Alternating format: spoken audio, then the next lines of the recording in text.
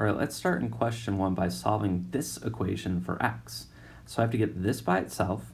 I think I'll start by subtracting 1 from both sides of this equation. And when I do, I get 5x minus 3y is equal to 15. So since I'm trying to get x by itself, I'm going to move this term to the other side of the equation by adding it to both sides. So I'll add 3y. And I'll note that, okay, when I do this, I get 5x is equal to, I'll put 3y plus 15. My last step is going to be to divide both sides by 5, and I'll leave my answer as x is equal to 3y plus 15 over 5. So at this point, I know my answer is correct. The reason is x is all by itself, and on this side, there's a variable y, but there are no x's, and that's the important thing. All right, so question 2 is similar. It's just that this time we're solving for y instead of x. So I'm going to start by, I think I'll do the same thing. I'm going to subtract 1 from both sides.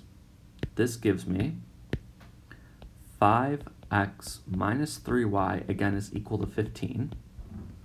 But now I think I'll subtract 5x from both sides. A lot of options, but I'll subtract 5x. On the left, I get negative 3y, and I'll put this as 15 minus 5x. Those are not like terms on the right, so I can't combine these any further, but I want to get y by itself, so I'll divide both sides by negative 3. So I'll divide by negative 3, I'll divide by negative 3. My equation becomes, okay, I get y on the left because negative over negative and 3 over 3 cancel to give me 1. And on the right, I have 15 minus 5x all divided by negative 3. Now this is an acceptable answer. Again, y, it's by itself. On this side, the only other variable that appears is x. There are no y's over here. Technically, this negative can be divided into both of the terms in the numerator, making this positive and this negative. This is another way to express the answer. You could say y is equal to negative 15 plus 5x all over positive 3 if you didn't want to have a negative number in the denominator. Essentially, this negative can be written here, which means it can be multiplied into the numerator, making this negative and this positive. So whichever way you choose to write it, I think both are fine. I'll choose to write it like this here. All right, so for question 3, I want to solve this equation for x. So this right here. I think I'll start by subtracting 7 from both sides of this equation. So let's see. I'll subtract 7. On the left, I get y minus 7 is equal to negative 2/3 x. Now you could just divide both sides by negative 2/3, this entire thing, but I'm going to do something different instead. I know if I multiply by 3 over 2, a 3 over 2 will cancel a 2/3, and if I multiply by a negative as well, it'll cancel the negative on the right. So here's my step. I'm going to multiply both sides by negative 3 over 2. I'm going to multiply this to both sides.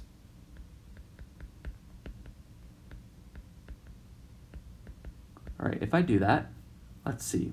I get negative 3 halves, and that's multiplied to the entire left side, which is y minus 7. And that is equal to, I get negative 3 halves, and that's times negative 2/3 and x. On the right, this is perfect. A negative and a negative give me a positive. A 2 and a 2 cancel, as well as the 3 and 3's. On the right side of the equation, we're left with just x. On the left, I think this would be a completely acceptable way to write the answer, where you can just leave the negative 3 halves multiplied to y minus 7. You certainly could distribute this into the parentheses if you'd like, but at this point, we're pretty much done. X is by itself. On this side of the equation, there are no x's, so I'm going to circle this as my final answer right here. All right, if we look at question 4, this is the formula for the area of a trapezoid. But, context aside, I want to solve for this letter A. That means I have to get this by itself. So unfortunately, I can't start by subtracting b from both sides because it's within the parentheses. I somehow have to deal with this 1/2 and perhaps this h first. With this 1/2, if I want to cancel it, I know I can multiply both sides by 2. So I think I'm actually going to start there. I'm going to take my equation and I'm going to multiply both sides by 2, or if you want, 2 over 1. On the left, you get 2 over 1 times a. On the right, you get 2 over 1 times 1 over 2 h times a plus b.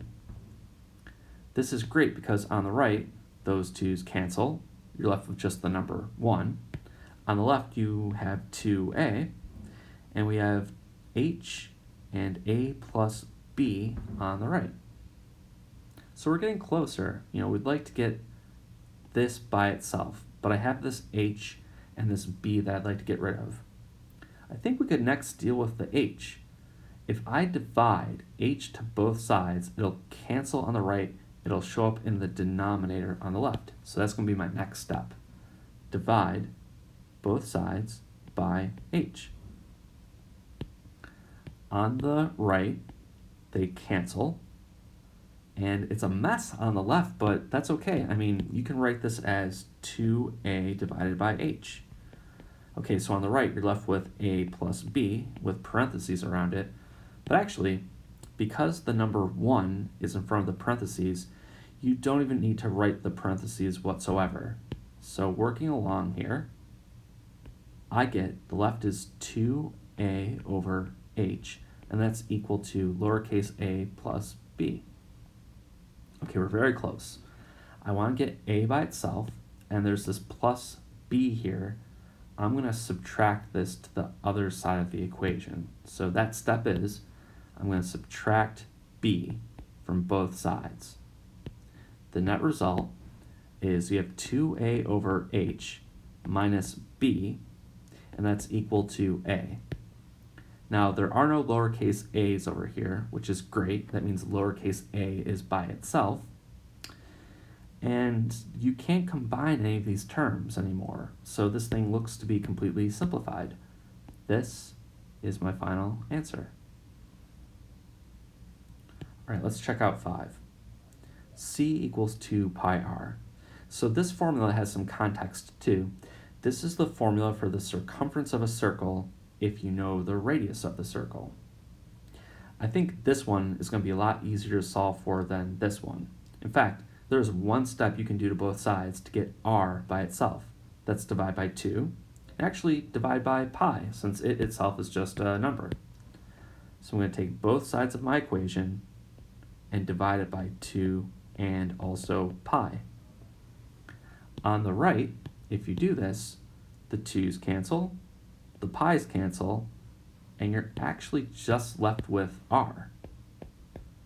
On the left side of your equation, let's see, you have c in the numerator divided by 2 pi, and that's it. You can't simplify this any further. So this would be solving the equation for lowercase r. Okay, I put a word problem here in question number 6, but it says, the distance around the equator is approximately 24,901 miles long. So what is the distance from the equator to the center of the Earth? All right, well, draw the Earth here just to see what's going on. So there's Earth, and the equator is the great circle here that divides the planet into 2 equal halves, an upper and lower half. So we're given that if you travel this distance along the equator, you've gone a total of 24,901 miles, approximately. Now, the question is asking for, if this is the center of the Earth, and the radius is how far you go from the center out to the equator, can you solve for r? Well, the good news is, in the previous question, we saw that the circumference is equal to 2 times pi times r. And this is a circle. And we're given that the circumference of this circle is equal to this number. I can take this number, put it in place of c, and then solve for r, which will be the answer to this question. So I don't think we have to go through the process of solving this again, but c divided by 2 pi is equal to r. I'll simply take 24,901, I will divide it by 2, and also pi, and whatever my answer is going to be the radius. So, okay, I'm going to have to use a calculator for this.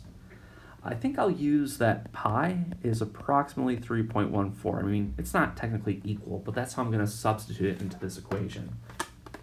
Okay, so if I take 24,901 and I divide it by 2, and then divide it by 3.14, I get that r is equal to 3,965, and I'm just approximating it. There's a decimal that appears afterwards, but this would be the answer to the question. So if you're on the equator, the distance to the center of the Earth is approximately this many, and I probably should note that this is miles. And that's all we need for question 6. All right, if we look at problem number 7, a slightly different type of question. Here we're solving an inequality. So we've worked a lot with equations, but this question is asking, all right, if I say x plus 5 is less than 8, what are all of the numbers that make this true? Now we could try to guess our answer, but in some sense, we can treat this just like we would if there was an equal sign here. I could take 5, subtract it from both sides of the inequality, and see what happens. On the left, we're left with x is less than, and on the right we have 3. I think this makes sense. If the left side is less than the right, and you decrease both sides by the same amount, by 5, it should be that this side is still less than this side. So every number that makes this inequality a true statement also makes this inequality a true statement. But this one, it's very easy to see all the numbers on a number line that make this true. I'm going to mark that, well, maybe this is 3. And then you have 2, 1, here's 0, -1, -2, -3, and so on. And here we have 4, 5, 6, 7. You know, those numbers are getting larger. 3, if I put an open circle, is the barrier. And all the numbers that make this true are the ones that are less than 3. So it's all of this stuff. These are all the numbers on the number line that make this original inequality a true statement. So that's all we need for the answer, but it might be nice to even check to see if this is true, where I'm going to choose, and I'm just picking this at random, but how about this number? X is equal to -1. It should be that this location makes this thing true, so let's see. I'm going to plug it in. -1 plus 5, is that less than 8? Okay, clearly it is, because you get 4 is less than 8. That would happen for any number that you pick over here. But what if we chose something on the other side, like, I don't know, maybe 6, which is located right here? X equals 6 should make the inequality false. So I should probably note that, okay, well, this was true. That's what I expected. If I pick something over here, like this number, it should be false. So let's see. I'll put it into my inequality. And I'm asking, is 6 plus 5 less than 8? Well, no. 11 less than 8 is false. So 6 did not work. So not only does 6 not work, nothing over here works. 3 is the spot where it's the barrier between what works and what doesn't, and everything that is less than it makes this thing true.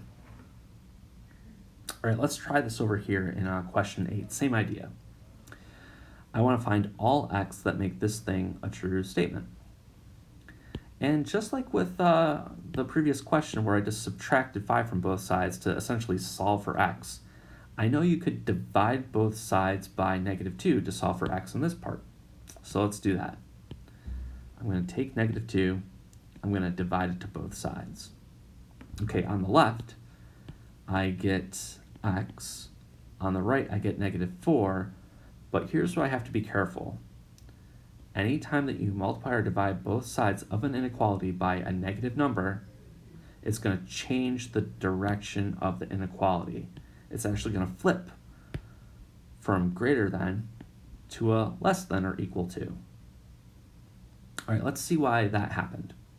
So I'm going to mark some spots on the number line, like maybe this is -6, -5, -4, -3, 2, 1, here's 0, just putting some numbers up here. So I'm going to put a closed circle at -4, and that's my barrier. And I'm claiming that all the numbers that make this true are actually going to be the values that are less than 4 or equal to it. So let's see. All right, I'm going to check, maybe I'll check -5. I'm claiming -5 should make this thing a true statement. Let's see. -2 times -5, is that greater than or equal to 8? Is this true? Well, the left is 10, the right is 8, and the answer is yes, this is true. This will happen for every number over here, whereas all the numbers over here should make this thing false. So I think I'm going to choose, how about +1? Doesn't matter which one, but this is an easy one to work with. That should make the original inequality false. Is -2 times 1 greater than or equal to 8?